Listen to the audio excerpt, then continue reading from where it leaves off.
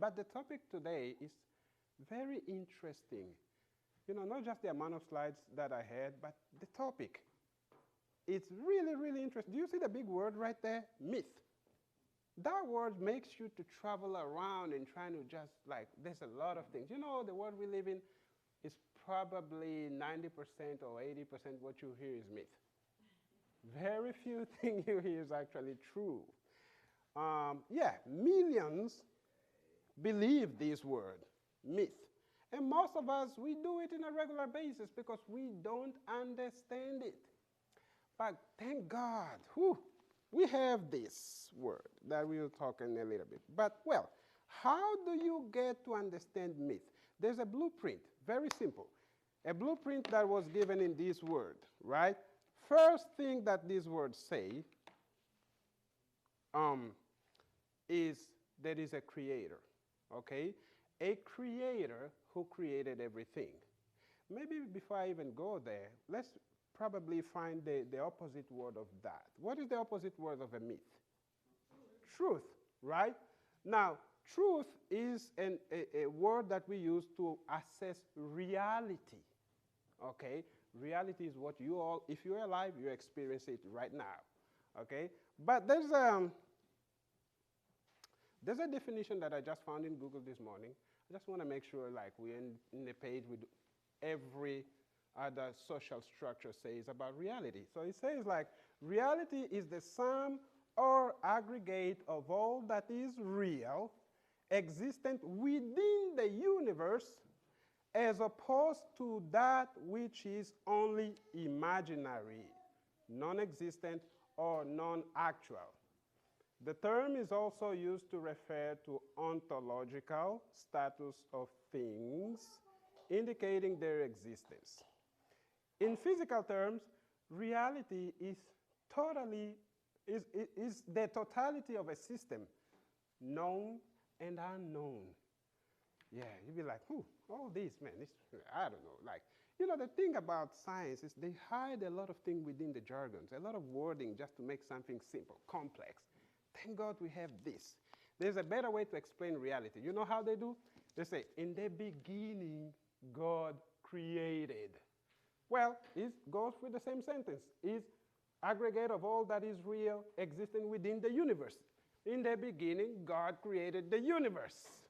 That's it. So we know God is God because he creates. We know we are creatures because we cannot create a thing.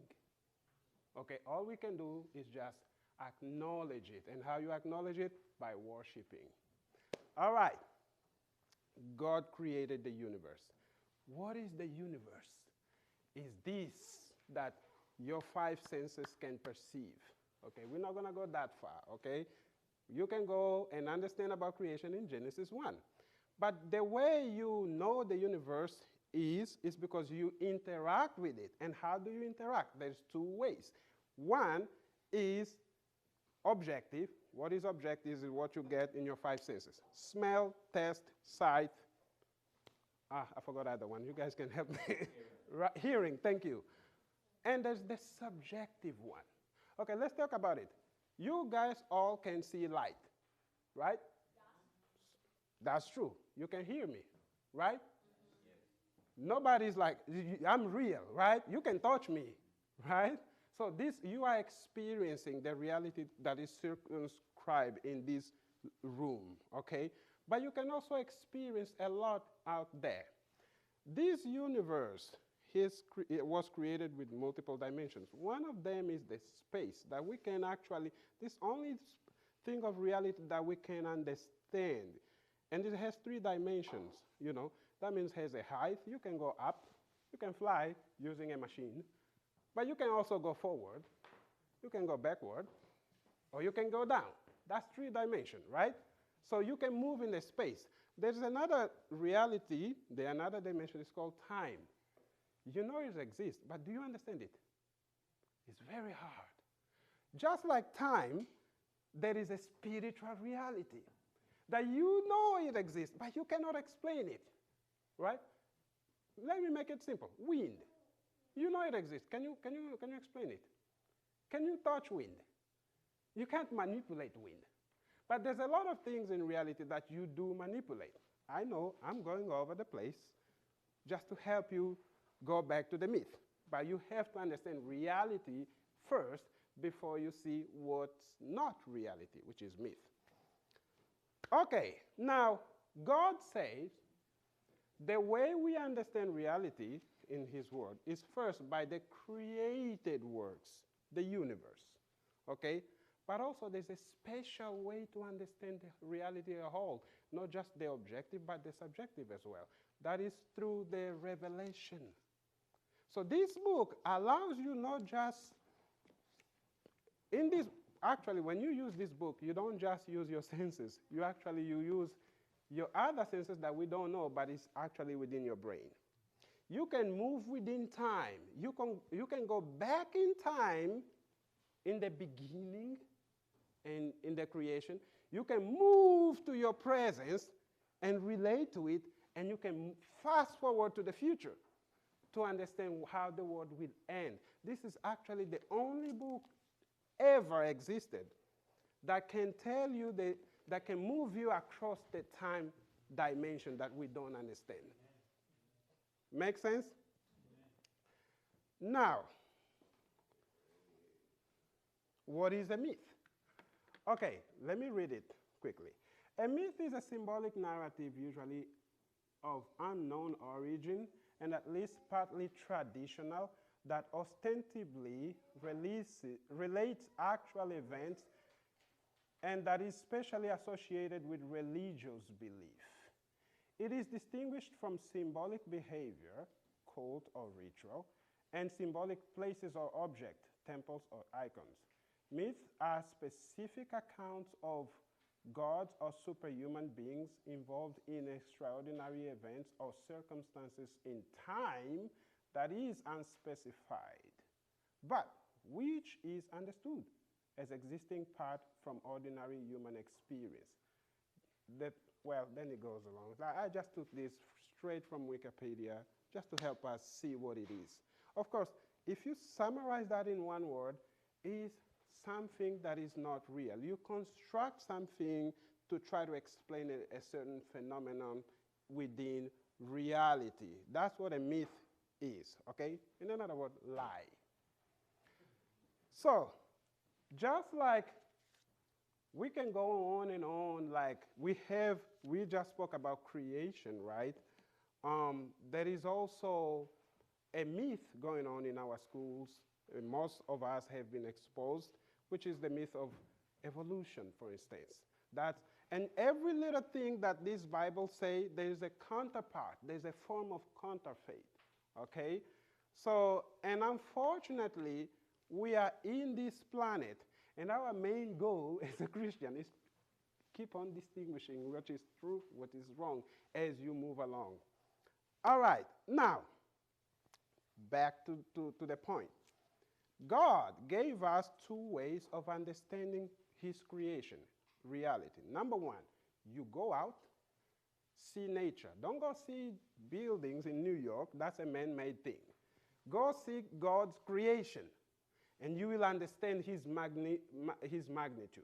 The other thing is special revelation, the easiest way. If you don't have a car, don't worry.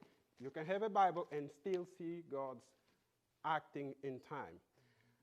Because we are intellectual beings, we were made specifically in the image of God. So we are endowed with intelligence.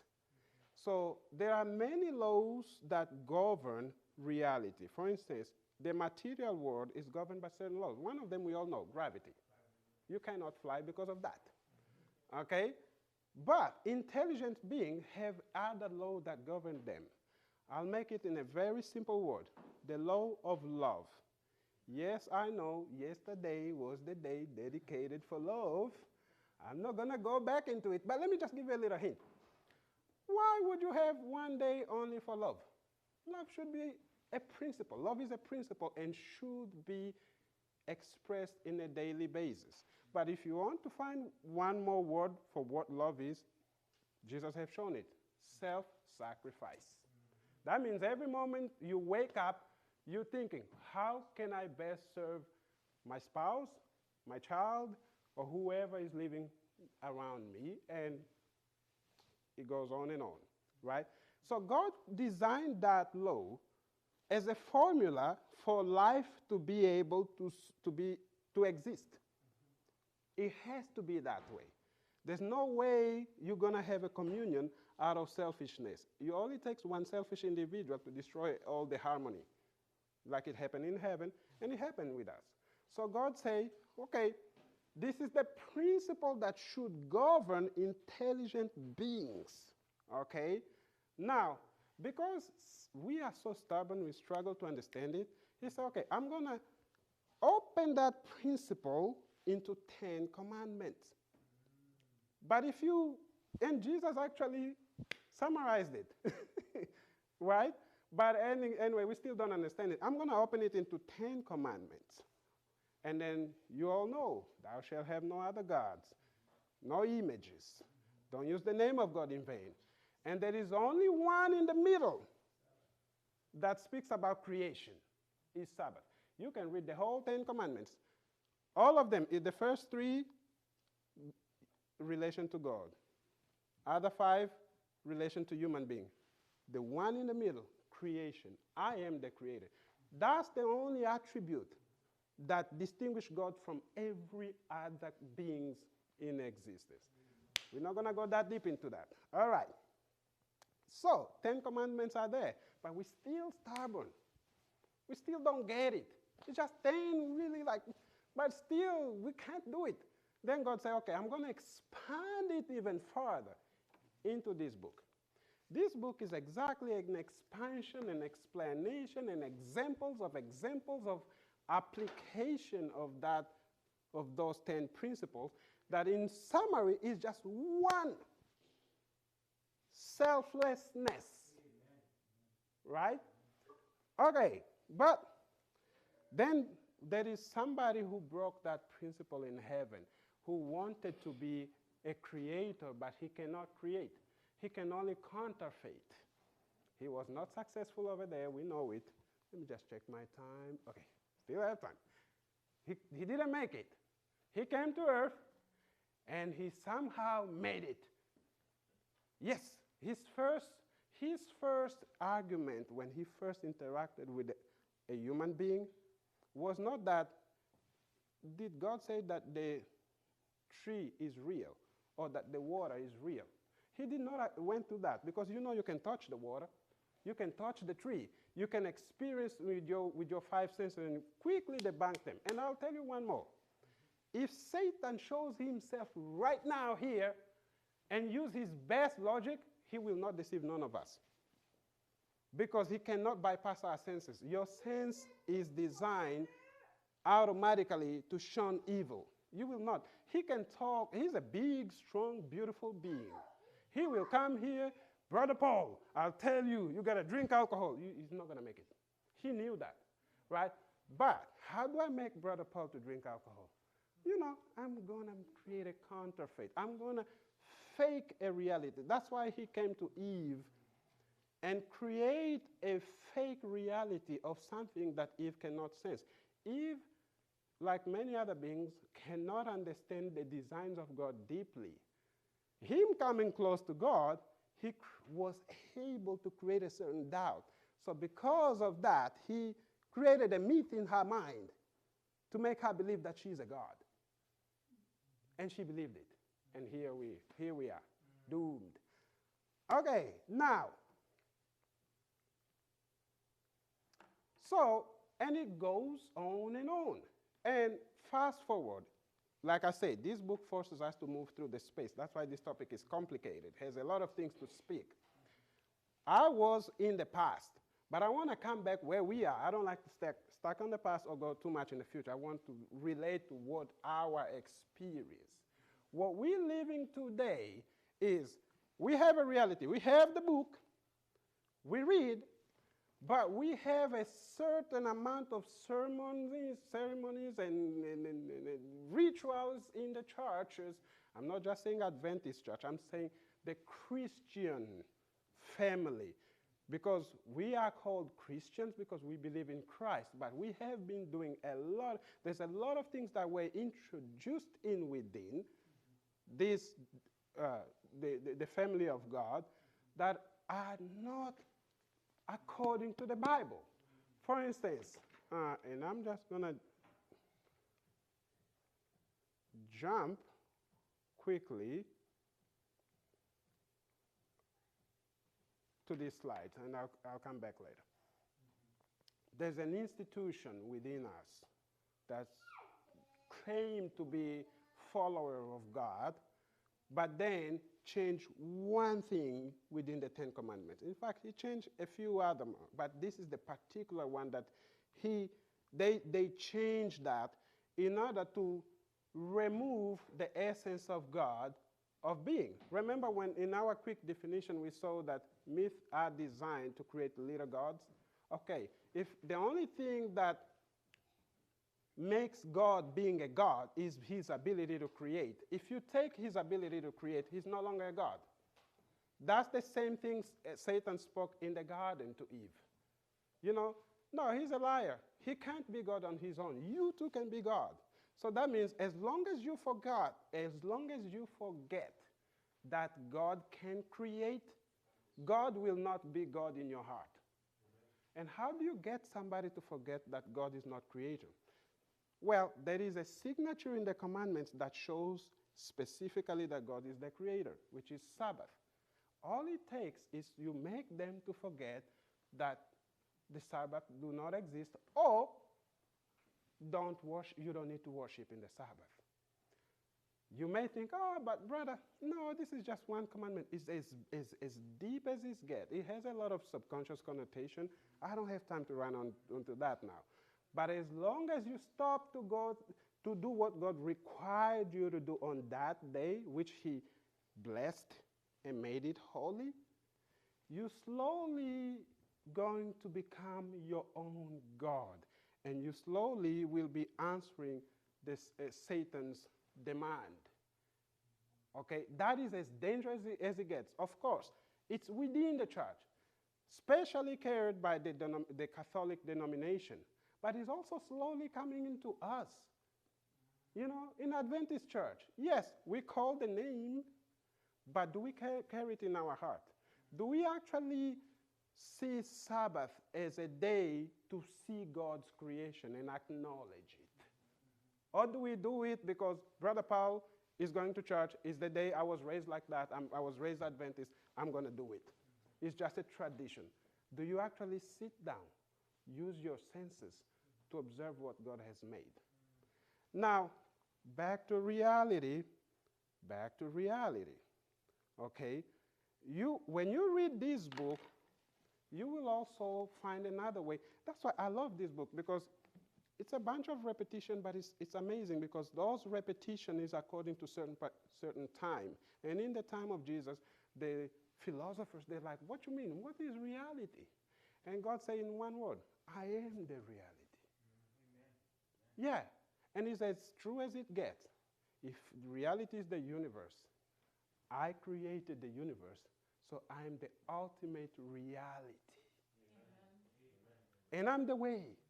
So basically, as you read, so what means is, if you go see nature, you should at the end see Jesus. If you read this book, you should see Jesus. So that's why he clearly says, I am the reality. Ellen G. White even say eternal life will be an eternal study of who Jesus is. So he is the reality. He is the fulfillment. He's the plenitude of existence. Okay? But of course, somebody want us not to believe that, which is Satan. Now, Jesus also said,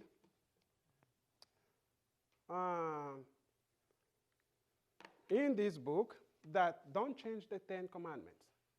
You see, do not add what I command to you. Do not subtract it. What it is, it is. But we know there's an institution that changed it. There's a very good historical account on it, but we wouldn't have time to go over it. But it was subtle. During Paul's time, he said it. The ministry of iniquity would start. And it started this way, very simple. It's very hard to, let me put it this way. Evil do not exist by its own.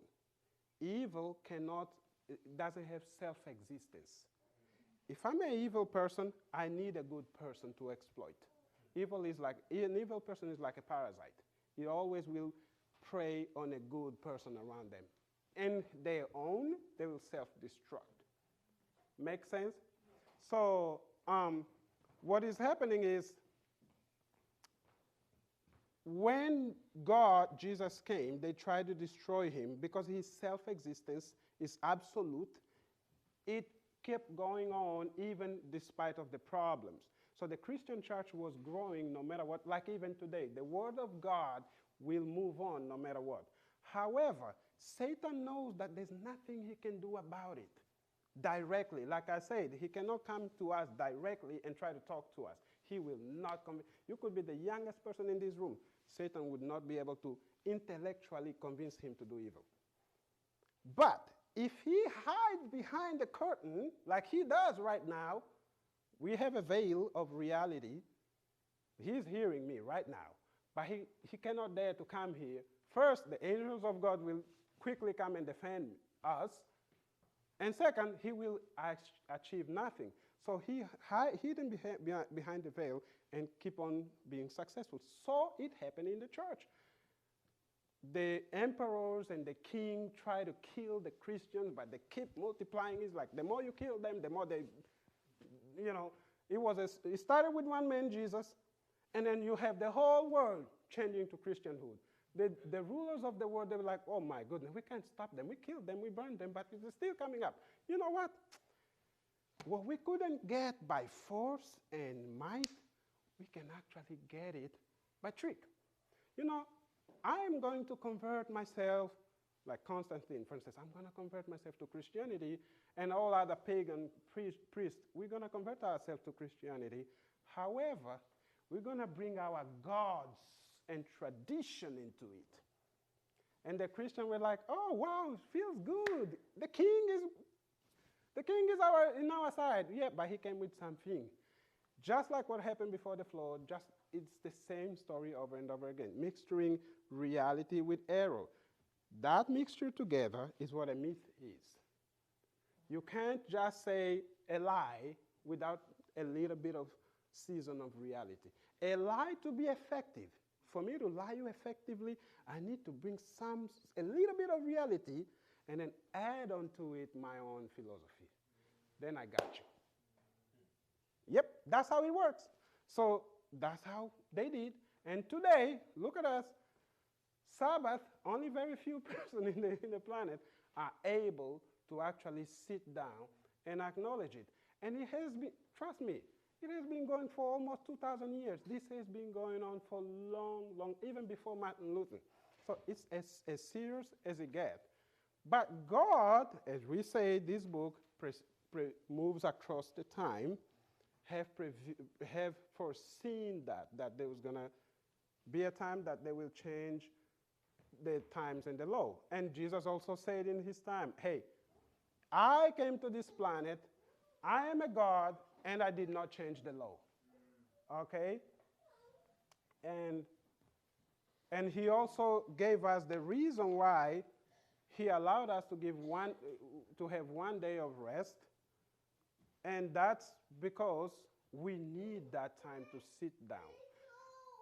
Before I finish, let's just look at this a little bit. The Sabbath was made for man and not man for the Sabbath, right? You were not created because of Sabbath. Because you were created, you needed time to sit down and reflect of your existence. If you go over from Sunday to Friday, you got to go out to get money to pay the bills, and then somebody's sick, and then blah, blah, blah. You don't really sit down and think about, wow, what a wonder it is to be alive.